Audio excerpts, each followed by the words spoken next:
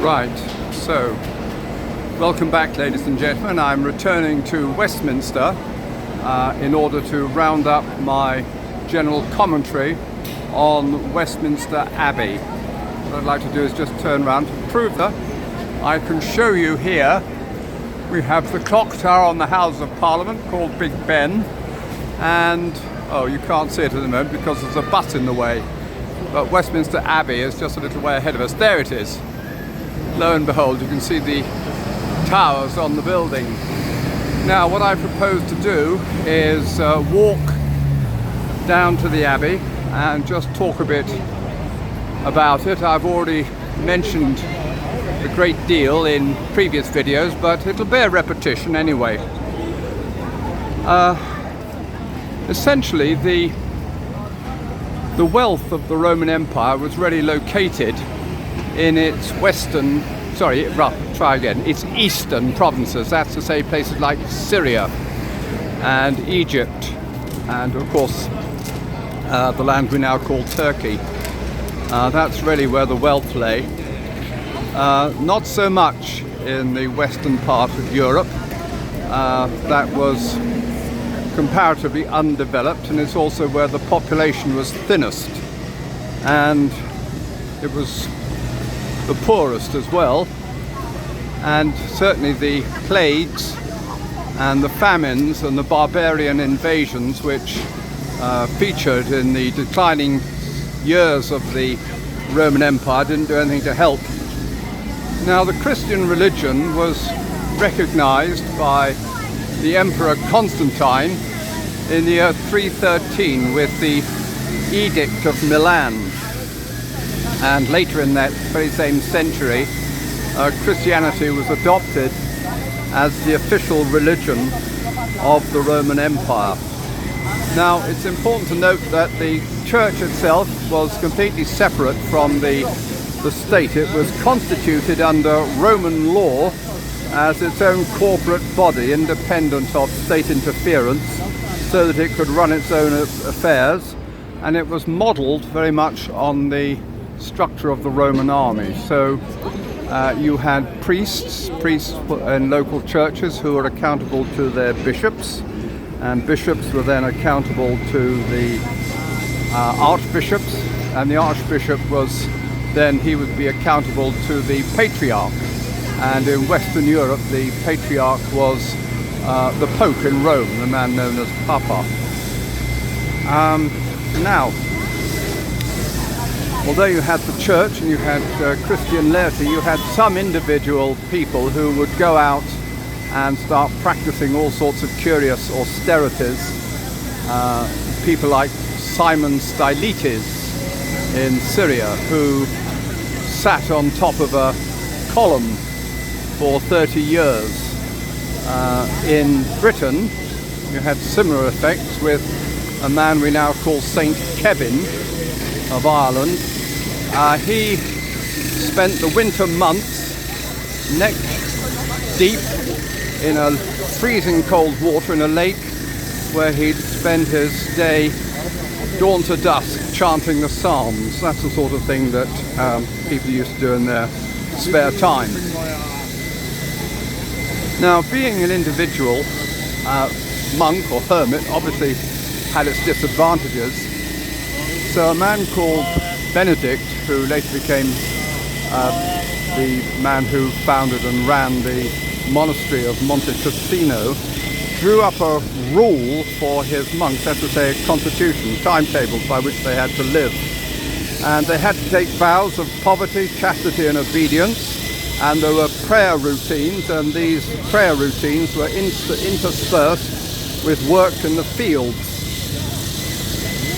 So they actually had to go and do hard manual labour, and that was quite natural, really, to consider that the monks didn't have slaves. But you have to remember by this time that the abbey itself was a corporate body in its own right.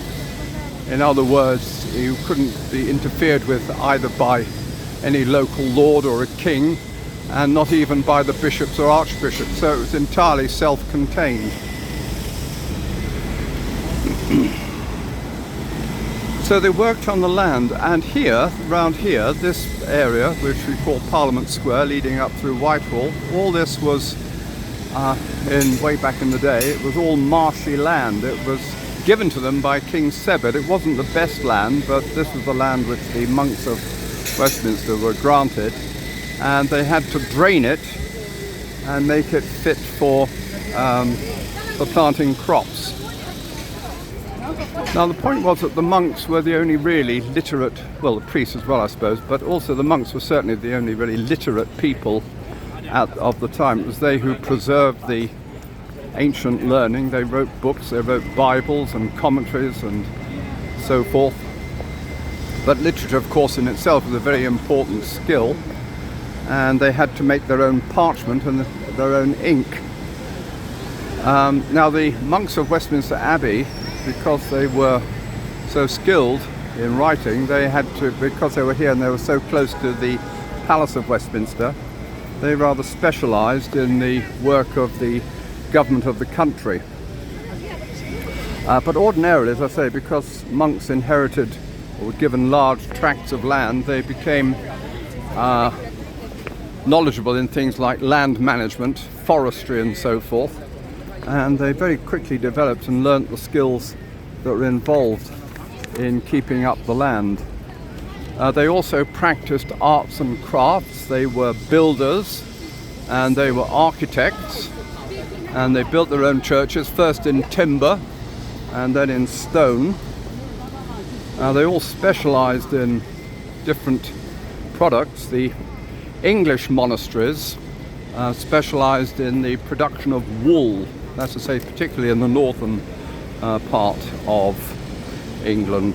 The French monasteries specialised in wine. That's why we have champagne, which is a product of the French monks. A man called Gilbert of Aurillac, I think that's how he pronounced his name, later became Pope Sylvester II, invented clockwork. He found out that what you can do is get a very, very, very, very long strip of metal and wind it round, and then set it up to a piece of machinery so that as it unwound it would go tick-tock, tick-tock, tick-tock. And that's how they built clocks. And of course, while we're here, we can look round, oh no we can't because we can't see it. There we are. We've got Big Ben, so that was a descendant of Pope Sylvester II. Anyway, come back here, or we can cross over. Look, we've got the green light, so let's take the chance while we've got it.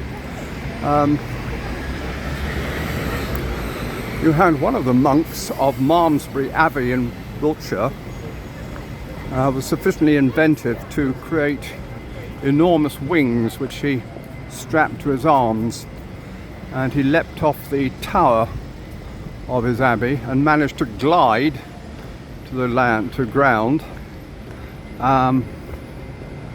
Not entirely safely. He broke both legs, but he did survive the experience, and people didn't really start taking up an interest in flying until we got to the Wright brothers, but at least it was an interesting start.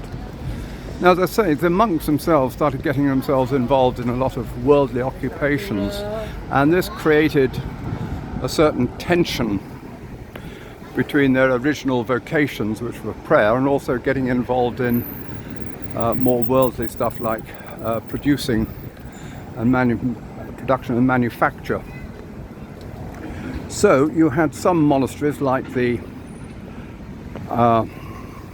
Cluniacs and the Cistercians and the Carthusians. They went back to the old principles of Saint Benedict, and they used to shun worldly contact as much as they could and wouldn't get involved in any other sort of worldly occupation. As time went on, you actually got another order called the Order of St. Augustine, and rather than seek lonely and desolate places, which the Benedictines had done for all these years, they actually went out into the growing towns and cities, and they used to act as charitable relief. So you had the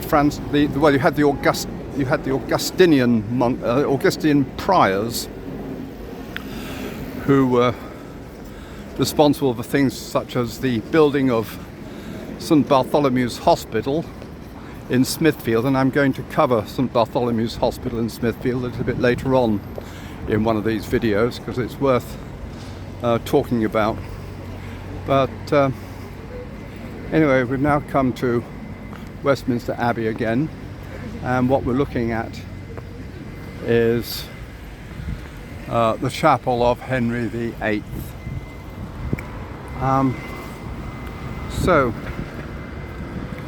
The monks were also, yes, they had other offshoots from the Augustinians. You had the Franciscans, who would give food and clothing to the poor, the Dominicans, who were a teaching order primarily, and the universities were founded for the benefit of the monks. The idea was to reconcile Christian theology with the philosophy of Aristotle, which had been rediscovered at that time.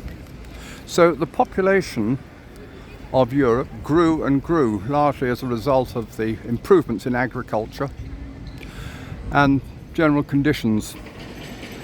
The Black Death struck Europe in 1348 and took away 1/3, if not 1/2, of the population, and that also fell very heavily on the clergy, since it was the clergy who had to go out and tend to the poor and the sick. So when the Black Death passed over, they had problems then in filling up vacancies, and they had to do that very quickly, and they did it at the expense of standards. So we started recruiting all sorts of people into the clergy who really weren't up to the job. And that's really when the decline started in the beginning, well, should I say the beginning of the 1400s, and it sort of continued all the way through up until the time when Luther started his campaigns against the corruption in the church, and that of course led to the Reformation. And it was one of these things which really led people like in England, like Henry VIII, to prompt the dissolution of the monasteries. By this time, of course, the monasteries owned vast tracts of land around the country, and these were redistributed among the courtiers that belonged to Henry VIII's court. And so Henry VIII took over the monasteries and all their land and possessions, pensioned off the monks who were remaining, and then distributed the land. So that's how many of the noble families of England actually started as courtiers in the King Henry VIII, and that's where they got all their land from. People like the Spencers, for example. There were one, the Cavendish family, the Dukes of Devonshire. We could go on and on, I better not. But the point I'm trying to make here is it was the Benedictine monks who gave Western European civilization its entrepreneurial character, ladies and gentlemen. So you had all these private organizations who were producing wealth rather like any other business, and they became very, very good at it. So even after the dissolution of the monasteries, they bequeathed the benefit of free enterprise and capitalism on the people. So there we have it. Whether you want to bless them for doing that or curse them for doing that really rather depends on your own political standpoint. I'm going to wind up now, but I'll just say thank you very much indeed, ladies and gentlemen, and I hope that what you will do is comment on this video. Let me know what you've enjoyed about it, if you have enjoyed anything about it, and I will look forward to seeing you in the next one.